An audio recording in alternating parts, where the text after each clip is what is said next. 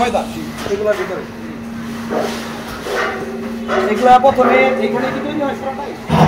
এখানে আমাদের এখানে সব কিছু তৈরি আর এখানে সব কিছু তৈরি হয় তারপর রোদে শুকিয়ে এগুলা তেলে ভাজি করে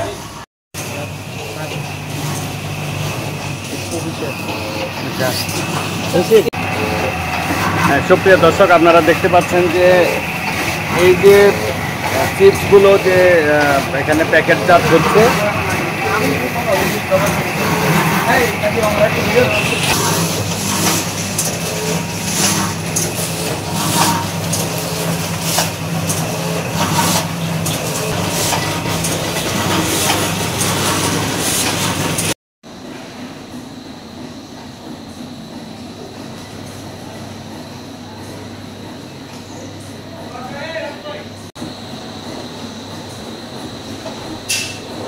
আচ্ছা ঠিক আছে আচার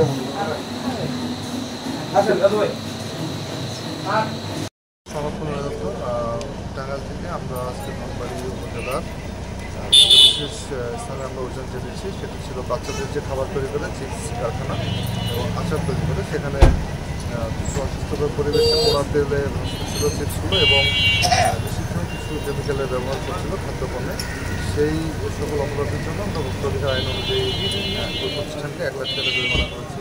এছাড়াও আমরা 2টা ক্লিনিক এখানে যারা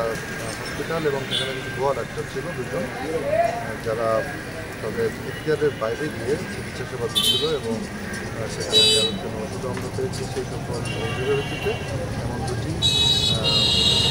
ডায়াগনস্টিক সেন্টার এবং একটি ফার্মেসিতে আমরা ভোক্তা অধিকার আইন অনুযায়ী 70,000 টাকা 150 এবং 270 ভোক্তা অধিকার আইনে জরিমানা করা হয়েছে এবং সর্বোপরি আমাদের এখন যে পদ্মা ডায়াগনস্টিক সেন্টার এখানে আমাদের যে নম্বরের উপজেলা নির্বাহী ভোক্তা অধিকার আমরা এখানে এসেছি এবং এখানে কিছু অভিযোগ ছিল সেই অভিযোগের সত্যতা পাওয়া গিয়েছে এবং যেটা ওনার রেজিস্ট্রেশন নাম্বার নেই রেজিস্ট্রেশন নাম্বার নেই বাট উনি রোগী দেখছেন এবং তার এখানে কোনো অনুমোদন নেই যে স্বাস্থ্য অধিদপ্তরের যে অনুমোদন লাগে তার এখানে যে ডায়াগনস্টিক সেন্টার বা ল্যাব যেটা আছে সেখানে কোনো ধরনের অনুমোদন নেই। তো কোনো মহোদয় এখানে এটা সিলগালা করেছেন এবং